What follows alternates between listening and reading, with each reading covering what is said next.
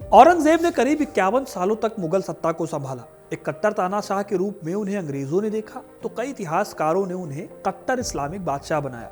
वो बादशाह जिसने अपने पिता को कैद में डाला, भाइयों की हत्या की।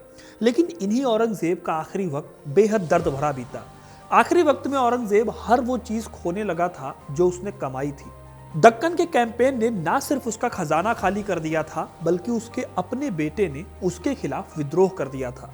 आज हम औरंगजेब और उनके आखिरी वक्त के बारे में जानेंगे।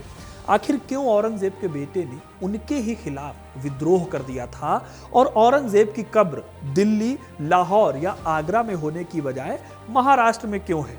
ये सब जानने के लिए वीडियो को अंत तक जरूर देखिएगा, क्योंकि अपना इतिहास नहीं जानोगे तो खुद को कैसे पहचानोगे। आगे बढ़े दोस्तों, उससे पहले ये रोडस्टर के स्वेटर आप ट्राई कर सकते हैं, जो कि काफी कंफर्टेबल भी हैं और स्टाइलिश भी। शॉप नाउ पर क्लिक करके आप डिस्काउंट भी पा सकते हैं। मैं अकेला आया था और एक अजनबी की तरह दुनिया से जाऊंगा। मैं नहीं जानता कि मैं कौन हूं और मैं क्या कर रहा था। राज करने के दौरान मैंने जो कुछ भी किया उसने बस दुख और निराशा छोड़ी है। मैंने जो भी किया है, अल्लाह मुझ पर रहम करे। मैं एक बादशाह के तौर पर नाकाम हो गया। मेरा इतना कीमती जीवन किसी काम नहीं आया। अल्लाह चारों ओर मौजूद हैं, लेकिन मैं इतना बदनसीब हूं कि जब उनसे मिलने की घड़ी आ पहुंची है, तब भी उनकी मौजूदगी महसूस नहीं कर पा रहा। शायद मेरे गुनाह ऐसे नहीं जिन्हें माफ किया जा सके। अपने बेटे आजम को लिखे खत में औरंगजेब ने ये बातें लिखी थी। इतिहासकार बताते हैं कि औरंगजेब जब मौत के बेहद करीब थे तो उनका चेहरा एकदम सफेद हो गया था। ऐसा लगता था मानो कि शरीर में खून की एक भी बूंद नहीं बची। अपने कांपते हुए होठों से वो कुछ बड़बड़ा रहे थे, पर गले में इतनी आवाज नहीं बची थी कि आवाज निकल सके बाहर। वहीं पास में बैठा उनका बेटा आजम अपने पिता के हाथों को देख रहा था, जिनकी उंगलियों में अंगूठियां बोझ बन चुकी थी। उसे यकीन नहीं हो रहा था कि ये वही उंगलियां थी जिन्होंने मुगल सल्तनत को इस ऊंचाई पर पहुंचाया था। इसके बाद 3 मार्च 1707 के दिन औरंगजेब की मौत हो गई। लेकिन औरंगजेब की कहानी बस इतनी नहीं है। ताउम्र औरंगजेब ने कई लड़ाइयां लड़ी, कभी जंग के मैदान में तो कभी अपनों और अपने उसूलों से। औरंगजेब ने 1658 से 1707 तक लगभग 50 सालों तक भारत पर शासन किया, लेकिन इतिहासकारों की नज़र में वो कभी भी पसंदीदा नहीं रहा। सबसे पहले तो उसे अपने पिता को कैद करने और अपने बड़े भाई की हत्या करवाने के बाद सिंहासन पर बैठने के लिए कोसा गया। फिर इतिहासकारों ने राय दी कि दूसरे मुगल बादशाहों से अलग उसका एक बादशाह के तौर पर प्रदर्शन बहुत खराब था। जैसे अकबर को जाना गया धार्मिक सहिष्णुता की नीति के लिए, जहांगीर को आर्ट और आर्किटेक्चर के लिए, वही उसके अपने पिता शाहजहां को ताजमहल का निर्माण कराने के लिए। लेकिन औरंगजेब की छवि एक क्रूर तानाशाह वाली है, जिसे राज्यों को जीतने की चाहत थी, जिसने जजिया को दोबारा शुरू कराया। यही वजह है कि इतिहासकारों ने औरंगजेब की इमेज को बहुत अच्छा नहीं बनाया। लेकिन औरंगजेब के आखिरी दिन भी कोई खास अच्छे नहीं बीते। दक्कन में ही उनके जीवन के आखिरी 26 साल बीत गए। इतिहासकार Stanley Wolpert new history of India नाम की अपनी किताब में लिखते हैं, औरंगजेब ने दक्कन को जीतने के लिए 26 साल लगाए, लेकिन आखिर में उन्हें सिर्फ पिरिक विक्ट्री नसीब हुई। पिरिक विक्ट्री माने वो जीत जिससे इतना नुकसान हुआ हो कि उससे अच्छा तो हार जाना था। अब वॉलपर्ट ऐसा क्यों कह रहे थे, इसके पीछे कई वजहें थी। साल 1682 में औरंगजेब जब दिल्ली से दक्कन की ओर आए तो उनके साथ पूरा कारवां आया। वॉलपोर्ट के अनुसार ये चलती फिरती राजधानी थी, यानी कि एक ऐसा काफिला कि जब औरंगजेब को रुकना हो तो 10 मील तक की जगह चाहिए होती थी। उनके काफिले में 250 बाजार लगते थे, 50,000 ऊँट हुआ करते थे और 30,000 हाथी होते थे जो औरंगजेब के साथ चलते थे। यहाँ औरंगजेब वो सब कर रहे थे जिसके लिए वो अपने पिता शाहजहां को कोसते थे। शाहजहां के दौर में औरंगजेब ने हमेशा उन्हें ताजमहल बनवाने के लिए कोसा।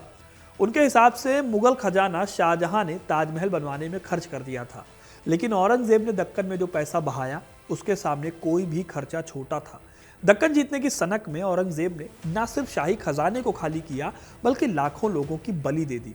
ये फिजूल खर्ची इतनी ज्यादा थी कि खुद औरंगजेब को अपने आखिरी समय में ऐसा ही लगने लगा था। इसी दक्कन कैंपेन के दौरान उनके बेटे ने उनके खिलाफ विद्रोह छेड़ दिया था। साल 1680 में छत्रपति शिवाजी महाराज की मौत होने के बाद भी मराठों के पास दक्कन का बड़ा हिस्सा था। मराठे मुगल सेना के लिए अभी भी सिरदर्द बने हुए थे। इस समस्या से औरंगजेब निपट पाते उससे पहले ही औरंगजेब के बेटे अकबर द्वितीय ने राजपूतों से सांठगांठ की और अपने ही पिता के खिलाफ विद्रोह कर दिया। इस विद्रोह की वजह थी 1679 में लागू किया गया जजिया टैक्स। अकबर के काल में जजिया टैक्स हटाया गया, जिसे औरंगजेब ने 1679 में फिर से लागू कर दिया। इस बात पर राजपूतों ने विद्रोह किया। औरंगजेब ने राजपूतों के इस विद्रोह को दबाने के लिए अपने ही बेटे अकबर को भेजा, लेकिन अकबर खुद राजपूतों से जा मिला। हालांकि राजपूतों का विद्रोह दबाने में मुगल सेना कामयाब हो गई, लेकिन राजपूतों के पास से निकलकर अकबर ने मराठों के पास शरण ले ली। अब दक्कन में औरंगजेब के दो बड़े मकसद हो गए, अपने विद्रोही बेटे को पकड़ना और उसे सजा देना, और मराठों की बढ़ती ताकत को रोकना। दक्कन में मराठों की कमान छत्रपति संभाजी महाराज के पास थी। उन्होंने एक खत में औरंगजेब को चेताया भी था कि औरंगजेब को दक्कन में ही अपनी कब्र के लिए जगह ढूंढ लेनी चाहिए।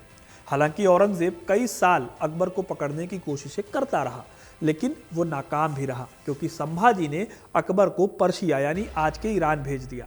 इसके बाद अकबर कभी लौटकर नहीं आया, वहीं पर उसकी मौत भी हो गई।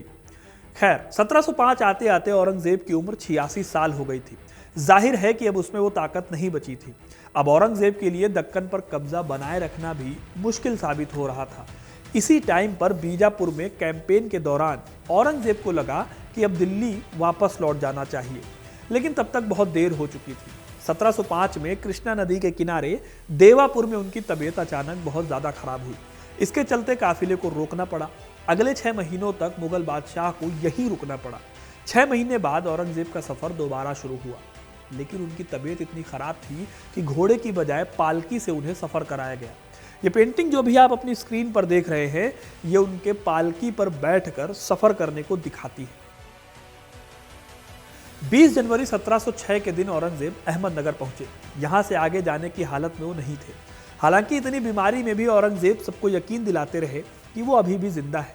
उन्हें डर था कि उनकी मौत के बाद उनके बेटे गद्दी के लिए लड़ मरेंगे और मुगल साम्राज्य बिखर जाएगा। उनके आखिरी वक्त में उनका बेटा आजम औरंगजेब के खत को पढ़कर अहमदनगर उन्हें देखने आया। उसे अपने पिता की हालत को देखकर रोना आ गया।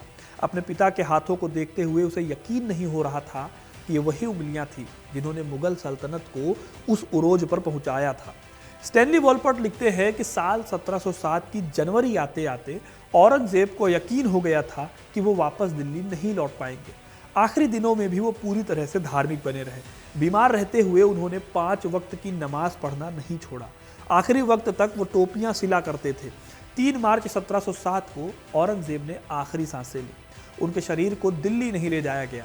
मौत के बाद उनके बेटे आजम शाह और बेटी जीनतुल निसा अपने पिता के शरीर को महाराष्ट्र के औरंगाबाद जिले स्थित खुलदाबाद ले गए, क्योंकि औरंगजेब चाहते थे कि जहां उनकी मौत हो वहीं उन्हें दफनाया जाए। खुलदाबाद में औरंगजेब को शेख जैनुद्दीन साहब की दरगाह के पास एक कब्र में दफनाया गया। शेख जैनुद्दीन को औरंगजेब अपना गुरु मानते थे। औरंगजेब की कब्र को लाल पत्थर से ढका गया। उनकी बहन जहांआरा की कब्र के ऊपर मिट्टी डाली गई थी ताकि उस पर फूल खिल सके। यही काम औरंगजेब की कब्र के साथ भी हुआ। औरंगजेब की मृत्यु के बाद कोई शाही जनाजा नहीं निकाला गया। बहुत सादगी से उन्हें दफनाया गया, क्योंकि यही औरंगजेब की आखिरी ख्वाहिश भी थी। यही नहीं, उन्होंने अपने बेटे आजम से कहा कि कुरान की कॉपीज बेचकर उन्हें 305 रुपए मिले हैं, ये रुपए काजी को देकर गरीबों में बांट दिए जाए। मेरी कब्र पर कोई पक्की इमारत ना खड़ी की जाए, बस एक चबूतरा बनाया जा सकता है। मैं इस काबिल नहीं कि मौत के बाद भी मुझे छांव मिले। दफन करते समय मेरे चेहरे को ढका ना जाए, ताकि मैं खुले चेहरे से अल्लाह का सामना कर सकूं। दोस्तों, औरंगजेब ने 88 साल की जिंदगी जी, अपने भाइयों की हत्या की, पिता को कैद में डाला, सिख गुरुओं को सताया, मंदिर तोड़े और कट्टर इस्लामिक नीतियों को अपनाया। वजह चाहे जो रही हो, लेकिन उसके इन कामों की वजह से आज भी औरंगजेब से नफरत करने वालों की कमी नहीं है। 49 साल तक हिंदुस्तान की गद्दी संभालने वाले औरंगजेब को अपने आखिरी वक्त में जो डर था वही हुआ। उन्हें मुगल सत्ता कमजोर होने का डर था और बाद में वही हुआ। मुगल गद्दी को लेकर न सिर्फ खून खराबा हुआ, बल्कि मराठों ने दिल्ली को जीत भी लिया। नादिर शाह और अहमद शाह जैसे हमलावरों ने इसे लूटा भी। इन्हीं मुगलों के बारे में फिर कहा जाने लगा कि मुगलों की सत्ता सिर्फ लाल किले से पालम तक मौजूद है। 1857 में औरंगजेब की मौत के बाद करीब 150 साल बाद मुगलों की ताकत हमेशा के लिए खत्म हो गई। इसी वजह से कहा जाता है कि औरंगजेब मुगल बादशाहों में आखिरी सबसे ताकतवर बादशाह था। धन्यवाद।